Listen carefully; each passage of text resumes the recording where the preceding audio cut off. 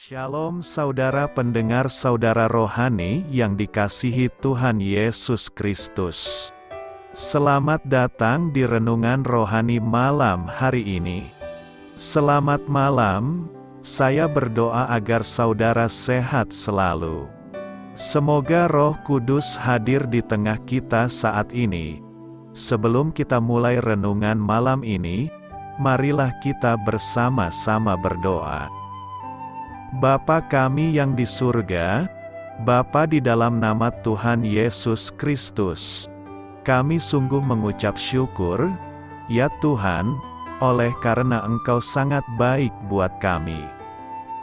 Engkau ada bersama kami dan menopang hidup kami di siang hari dan di malam hari. Engkau ada bersama-sama dan menyertai kami. Tuhan, kami memuji dan bersyukur kepadamu pada malam hari ini, kami masih bisa berkumpul di rumah kami yang kecil ini. Tuhan, saat ini kami hendak mendengarkan firman-Mu. Berilah pengetahuan dan bimbinglah hamba-Mu ini agar apa yang Engkau firmankan dapat bekerja sesuai kehendak-Mu. Buat kami jemaat-Mu, bukalah hati dan pikiran kami untuk mendengar dan menerima firman-Mu. Kiranya firman-Mu ini dapat menjadi berkat bagi kami. Berbicaralah Tuhan, kami sudah siap menerima firman-Mu. Di dalam nama Tuhan Yesus Kristus kami berdoa dan mengucap syukur. Amin. Sahabat saudara rohani, pembacaan ayat emas Alkitab renungan kita malam hari ini. Nats pilihan kita adalah, tetapi Petrus berkata kepadanya, "Binasalah kiranya uangmu itu bersama dengan engkau, karena engkau menyangka bahwa engkau dapat membeli karunia Allah dengan uang." Tertulis dalam kitab Kisah Para Rasul 8 ayat 20. Kata kunci renungan pada malam ini adalah, tidak dijual. Dan bacaan kita pada malam ini terambil dari kitab Kisah Para Rasul 8 ayat 9 sampai dengan ayat 25. Seorang yang bernama Simon telah sejak dahulu melakukan sihir di kota itu dan mentakjubkan rakyat Samaria, serta berlagak seolah-olah ia seorang yang sangat penting. Semua orang, besar kecil, mengikuti dia dan berkata, "Orang ini adalah kuasa Allah yang terkenal sebagai kuasa besar," dan mereka mengikutinya, karena sudah lama ia mentakjubkan mereka oleh perbuatan sihirnya.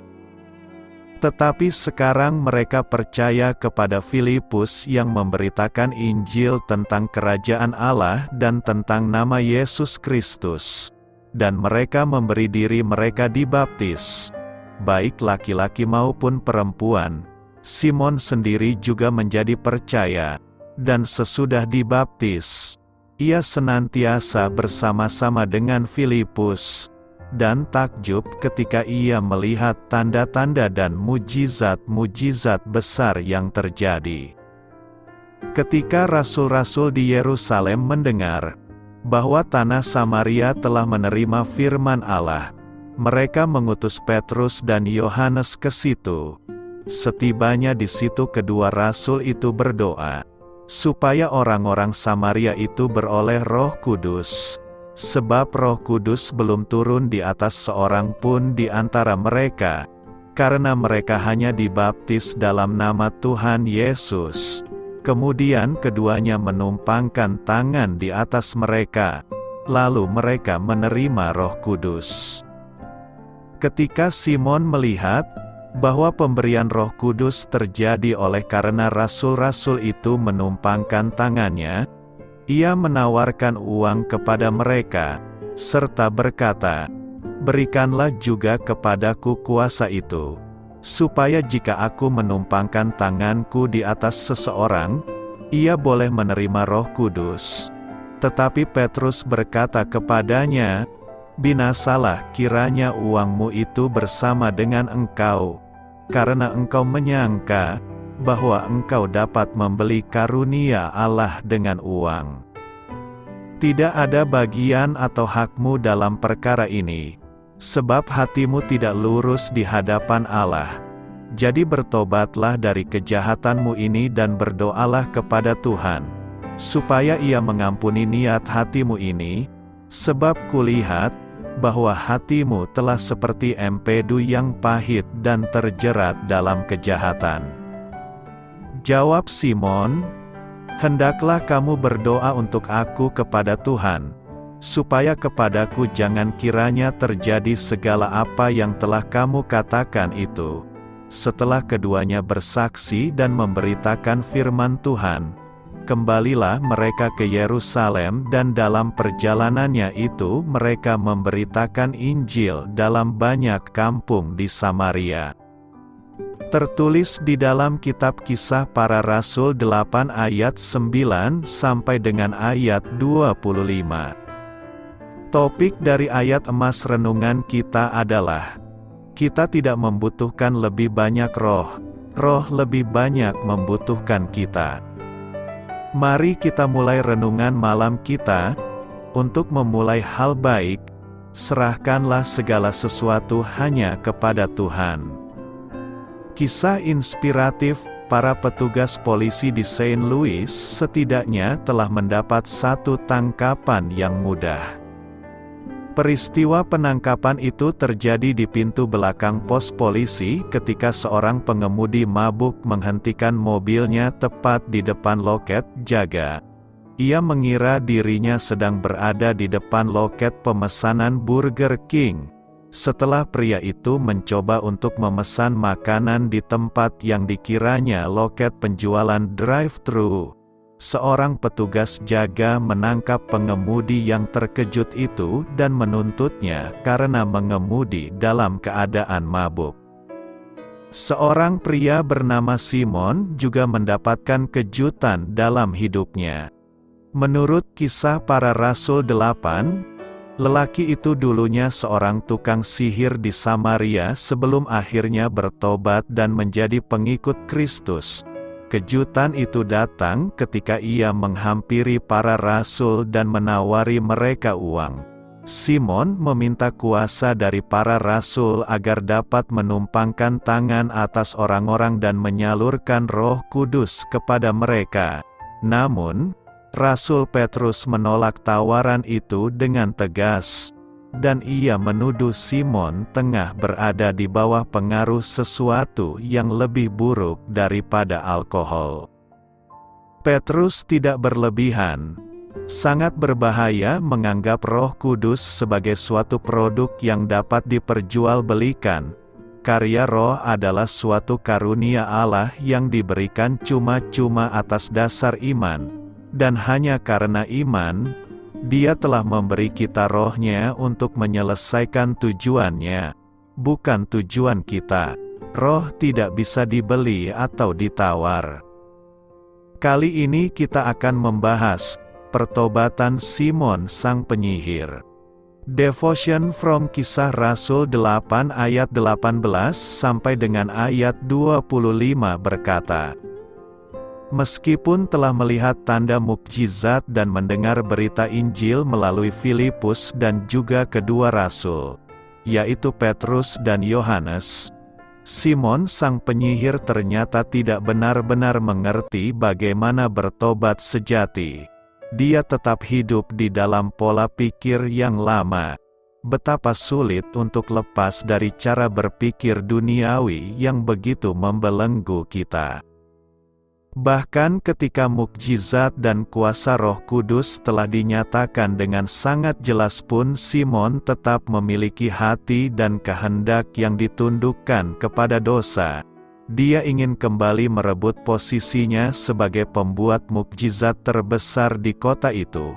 Dia melihat kemungkinan itu waktu menyaksikan Roh Kudus turun. Ini merupakan mukjizat yang sangat besar. Tetapi mukjizat yang besar ini tidak membuat Simon menjadi takut dan gentar akan Tuhan. Dia malah berpikir bagaimana memperoleh keuntungan dari tanda-tanda mulia ini.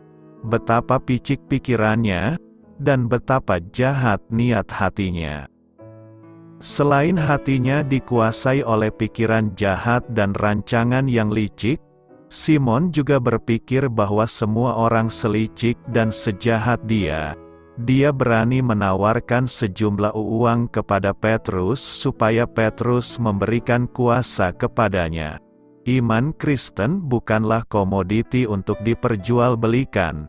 Tetapi para pembuat mukjizat palsu sepertinya punya satu kesamaan. Sama-sama memikirkan keuntungan diri dan berpikir bahwa semua orang juga memperhitungkan untung rugi untuk diri sendiri sebagai motivasi utama beragama. Tetapi Lukas mengatakan di dalam bagian ini bahwa memikirkan keuntungan finansial atau nama besar dan memanfaatkan agama untuk memperolehnya adalah praktik-praktik para tukang sihir, bukan hamba Tuhan. Hamba Tuhan tidak memperjualbelikan iman Kristen. Orang-orang yang bertujuan meraih popularitas besar dan keuangan yang limpah karena memanfaatkan iman Kristen telah bertindak seperti tukang sihir berbaju hamba Tuhan. Jawaban Petrus di dalam ayat 20 menunjukkan sikap hamba Tuhan yang sejati. Petrus menegur dengan sangat keras permintaan Simon itu. Karunia Allah tidak mungkin bisa dibeli dengan uang. Karunia Allah melampaui seluruh harta di dunia ini, sehingga tidak mungkin dikuasai oleh seseorang karena dia mempunyai uang. Begitu banyak orang yang bersikap seperti Simon ini. Orang-orang ini berpikir bahwa karena uang banyak, maka mereka bisa mendapatkan apapun yang mereka inginkan. Mereka begitu sesat dan bodoh. Mereka tidak tahu kalau uang mereka bukanlah hal yang dihargai oleh Tuhan. Dunia begitu menghargai uang dan memuja-muja orang yang memiliki banyak uang. Karena penghargaan dunia begitu besar terhadap uang, maka orang-orang yang banyak uang merasa bisa mengatur seluruh dunia. Simon merasa dia bisa mengatur Petrus karena dia banyak uang. Hamba Tuhan yang mau diatur oleh uang adalah hamba Tuhan palsu. Pengkhianat yang menyamar menjadi murid Kristus. Itulah sebutan yang tepat untuk hamba-hamba Tuhan yang diperhamba oleh uang. Petrus menegur dengan kalimat sangat keras, "Binasalah kamu dan uangmu." Orang-orang yang memiliki banyak uang perlu sekali-kali mendengar kalimat ini, supaya mereka tidak jadi sombong. Uang bisa mengatur para penjilat dan bisa menyuap pemimpin-pemimpin yang korup. Tetapi di hadapan seorang hamba Tuhan sejati, uang yang dimiliki oleh orang yang tidak jujur hanya akan binasa bersama dengan si pemiliknya. Apakah uang bisa membeli anugerah Tuhan? Tidak mungkin. Apakah Roh Kudus bisa diperintah dengan diberi uang? Tentu saja tidak. Tuhanlah pemilik dunia dan segala isinya. Apakah yang dapat kita tawarkan kepada Dia untuk menambah sesuatu padanya? Tidak ada. Tetapi jikalau Tuhan berkenan memberikan anugerahnya untuk kita semua, maka Dia akan memberikan apa yang kita tidak mungkin capai dengan usaha sendiri. Itulah sebabnya jika Tuhan masih mau memberikan kepada kita anugerahnya, biarlah kita sadar bahwa itu tidak mungkin kita peroleh dengan cara apapun. Hanya Tuhan yang sanggup memberikan dan Dia memberikannya dengan cuma-cuma di dalam anugerahnya.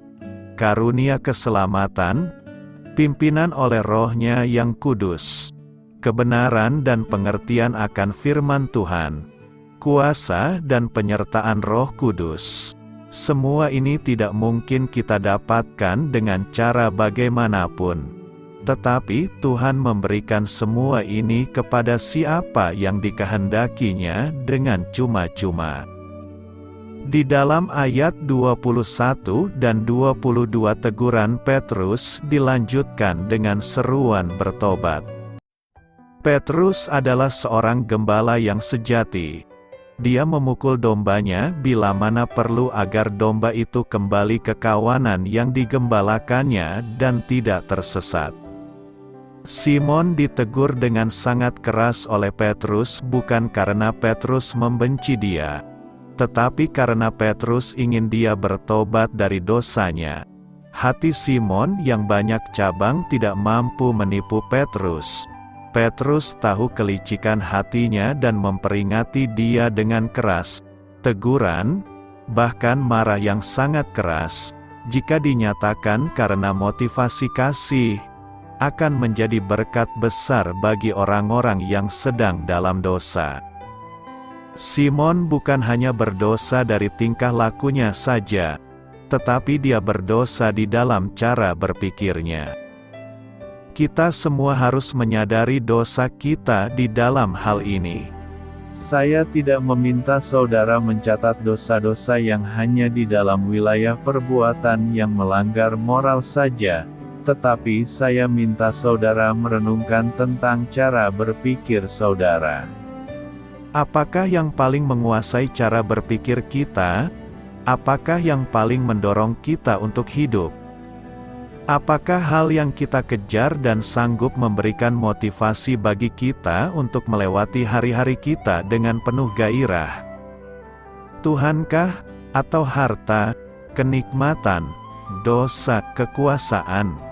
Mungkin kita bukan orang yang pernah korupsi.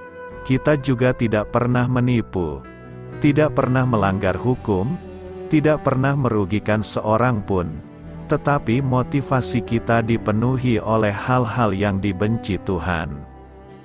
Motivasi seperti ini suatu saat akan menjerumuskan kita ke dalam keputusan dan tindakan yang sangat membuat Tuhan murka. Petrus tidak mengatakan bahwa Simon telah bertindak jahat saja. Petrus mengatakan bahwa hatinya tidak lurus. Hatinya telah pahit seperti empedu dan terjerat di dalam kejahatan. Dari dalam hati yang seperti ini keluar segala kekejian dalam hal perkataan maupun dalam hal tindakan. Teguran Petrus yang demikian keras tetap disertai oleh seruan untuk bertobat. Petrus memerintahkan Simon untuk segera berdoa kepada Tuhan. Mohon ampun kepada Tuhan supaya Tuhan mengampuni niat hatinya yang jahat. Ternyata Simon mau bertobat. Tuhan menyadarkan hatinya dan memberikan kepadanya kegentaran di hadapan Tuhan. Itulah sebabnya setelah mendengar teguran Petrus yang demikian keras, Simon menjadi demikian takut dan segera memohon supaya Petrus berdoa baginya. Simon akhirnya bertobat. Dia telah mendengar Injil sejak dari ketika Filipus memberitakan Injil. Dia juga telah percaya, menjadi murid Filipus, dan telah menyerahkan diri untuk dibaptis. Tetapi semua ini tidak berarti sifat berdosanya yang lama sudah hilang sama sekali. Dia masih saja bisa dikontrol dan dikuasai oleh kehidupan di dalam dosa yang seharusnya telah dia tinggalkan. Doa malam. Tuhan, mohon berikan anugerah-Mu agar kami mengenal Engkau dengan benar, mengenal setiap anugerah yang Tuhan berikan kepada kami dengan cuma-cuma, dan menyadari setiap kekurangan kami dan dosa-dosa kami yang terus mengintip dan menanti saat kami lemah dan jauh dari-Mu. Jauhkan kami dari perasaan angkuh di hadapan Tuhan. Biarlah kami terus-menerus sadar bahwa setiap pencapaian kami adalah murni karena Tuhan beranugerah. Janganlah membiarkan kami dijerat oleh dosa dan kecemaran kami, ya Tuhan. Bersihkanlah kami senantiasa agar pikiran kami dikuasai oleh kebenaran-Mu dan tingkah laku dan perkataan kami dinyatakan dari pikiran dan hati yang tunduk kepadamu. Amin. Terima kasih ya Tuhan, atas karunia Roh-Mu yang Engkau berikan kepada kami. Selamat beristirahat malam dalam kasih setia Tuhan. Doa saya menyertai saudara sekalian, mari bertumbuh dalam iman bersama saudara rohani. Mari subsercibe saudara rohani, dan bagikan renungan ini. Saya memberkati Anda agar sewaktu Anda mencarinya dari Dia, Bapa Surgawi Anda akan memberikan bagi Anda roti harian Anda. Dalam nama Yesus Kristus, Tuhan yang berkuasa atas alam semesta dan menuntun kita kepada iman yang menyelamatkan, Tuhan Yesus menyertai senantiasa. Terima kasih sudah berkenan mendengarkan renungan malam saudara rohani. Tuhan memberkati. Amin.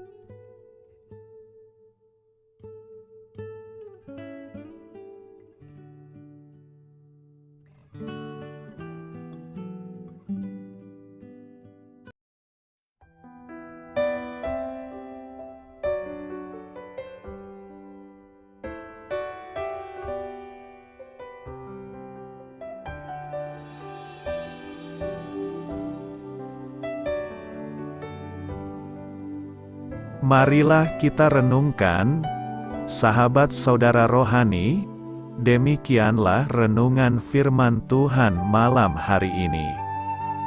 Semoga menjadi berkat di dalam hidup kita dan menjadikan kita pribadi yang lebih baik.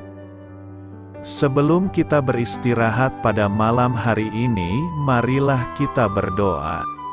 Bapa kami yang di surga, Bapa di dalam nama Tuhan Yesus Kristus, kami sungguh mengucap syukur, ya Tuhan, oleh karena Engkau sangat baik buat kami.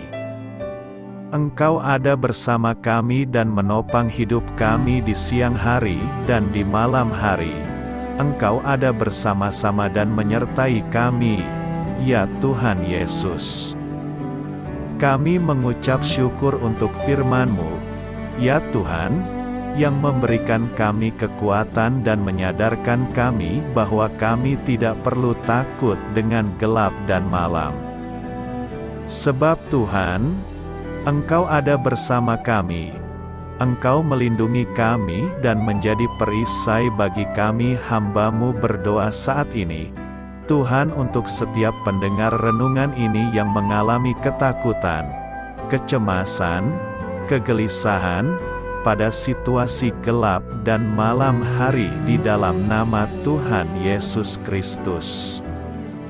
Kuasa Tuhan melepaskan mereka dari segala ikatan roh-roh ketakutan yang mengikat mereka saat ini. Tuhan melepaskan setiap anak-anak-Mu dari segala rasa takut dan kecemasan.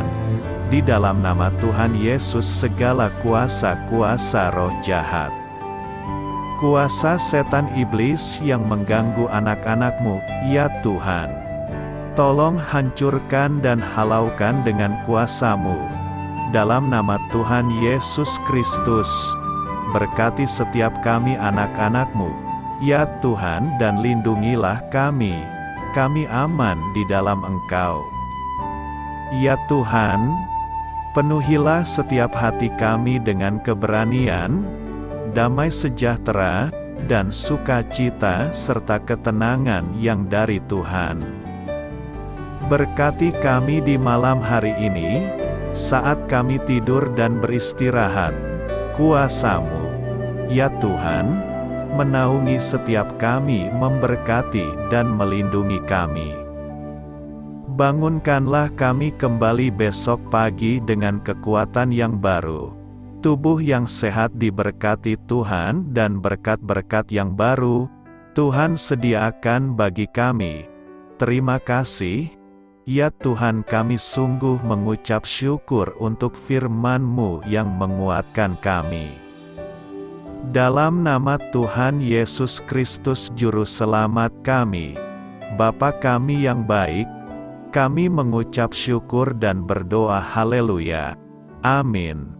Biarlah firman Tuhan menjadi pengingat untuk kita semua, bahwa tuntunan dari Roh Kudus akan selalu memberi jalan keluar bagi setiap permasalahan hidup kita, dan memberi kedamaian di hati kita. Amin. Sampai jumpa di renungan malam saudara rohani berikutnya.